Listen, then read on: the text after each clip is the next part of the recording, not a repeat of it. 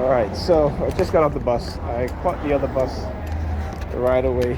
I was surprised to even catch it because the bus driver waited for me, which I thank him for.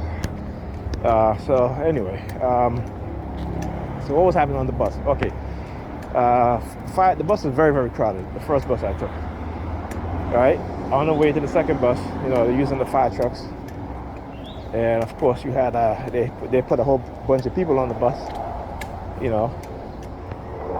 So I couldn't really record. On top of that, Pam called me just as the fire truck starts to appear.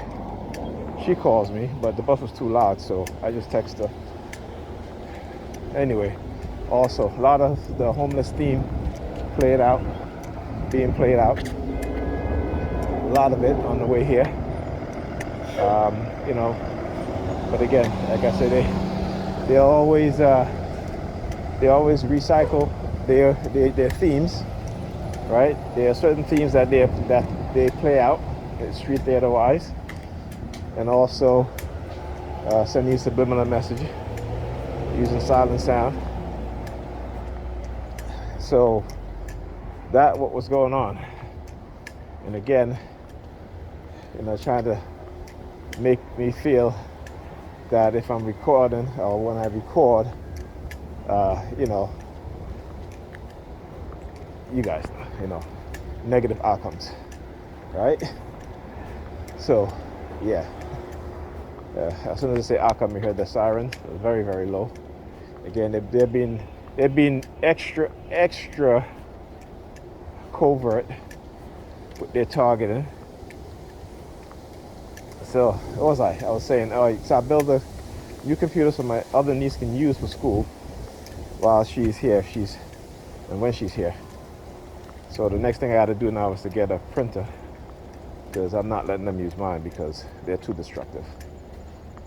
And I had my printer for years, still works, and if I let them use it, I let my older niece use it one time already, and she got paper jam in the printer. Didn't tell me anything, didn't say anything to me at all, and that's why I can't do that, because they're destructive. You see, one thing with my kids, I teach them the value of the things that I buy them, because I say, listen, I'm on disability. So when I buy you guys things, I need you guys to take care of it, because I can't replace it as soon as, as I'm able to. So, I try to teach them the value of taking care of their things. And so far, they've been pretty good. Even my older son. He had his laptop for years. I got him a laptop, he was 5 years old. And we built a computer together when he was like 12. So, he had it until I built him a brand new one for his birthday this year. But he had that computer for about 10 years. Okay? All right, 2012. Yeah, about 9 years, I would say. A little really 10 years. Because he turned 21. 9 years. All right, it's 9 years and he had his computer. Okay? He only called me a couple times because, his computer was acting up because of, update issue with Windows, with Microsoft. So that's the only reason why he called me. And, after I talked him through it, and he hasn't called me about any technical issues with his computer because he learned to fix it on his own. Same thing that I'm doing with Ethan. I always tell him, I said, before anything goes on your computer, before you call me. If you can't get access to the internet, yeah, call me. It could be something with the router or the wireless, the wireless router, what have you. But other than that, I guess I'll give you guys an example. Sunday, was it Sunday? What was that? Yeah, Sunday. Sunday, somebody hacked into his Roblox account and took all of the stuff that he had purchased for this particular game.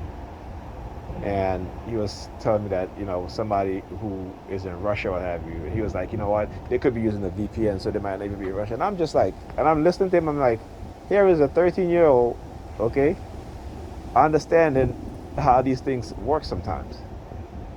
You know, he wouldn't know anything about that if he didn't have a computer. If I didn't teach him, these things. And again, and at his age, even younger, you know, being able to install mods in his games and stuff like that, and stuff that our kids don't normally do. Like I keep saying, we need more young black people, European people also, in the tech industry. We need more engineers. Okay, we need more computer scientists, computer engineers, electrical engineers, mechanical engineers. We need more of them because, again, this is the reason why they lock us out of the tech industry is because they have been creating technology that directly affect us negatively. And so they don't want us to acquire the knowledge to combat these things. Like I said, we, as black people and Negro people, we are a defenseless people.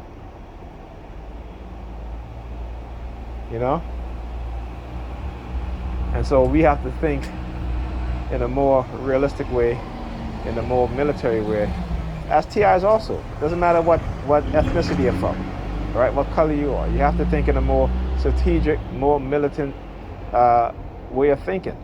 Meaning, when you think in a militaristic way of thinking, because this is a psychological warfare that's being waged on you also. Okay?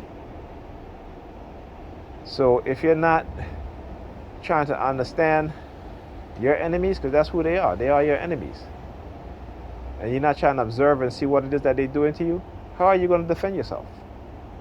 And I'm not talking about physically. Some of us do that, and it's unfortunate.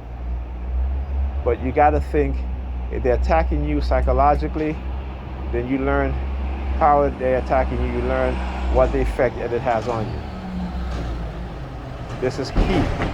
Now they may say, oh, because you understand. They know this already. They know this, because coupled with the silent sound spread spectrum, you're being conditioned with these things in your head, in your mind. So there's no way for you not to ignore it. I did a video the other day with this. I think it was an interview. He was talking with this, I guess this person from either. I forgot where they were from anyway, but he's like, we're being programmed with these things, and there's no way that we can ignore them. There's no way that we can avoid them. There's, what I'm saying? He just said there is no way. So whether, you recognize, you always recognize your targeting. Simple as that. You're going to always recognize it, particularly if it's so pervasive and, they start poisoning your food, they start sending you death threats and stuff like that. How can you ignore that? You can't ignore that. So again, they like to, but I understand their way of thinking.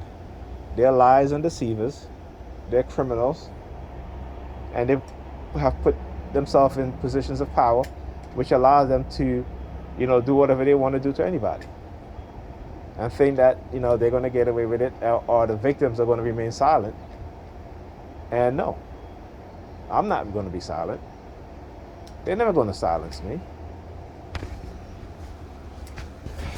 And, oh shit! Anyway, the phone over. But yeah, like I said, yeah, I was just so talking and so into the moment that but like I said, this is what they put themselves in position of power so they can do exactly this.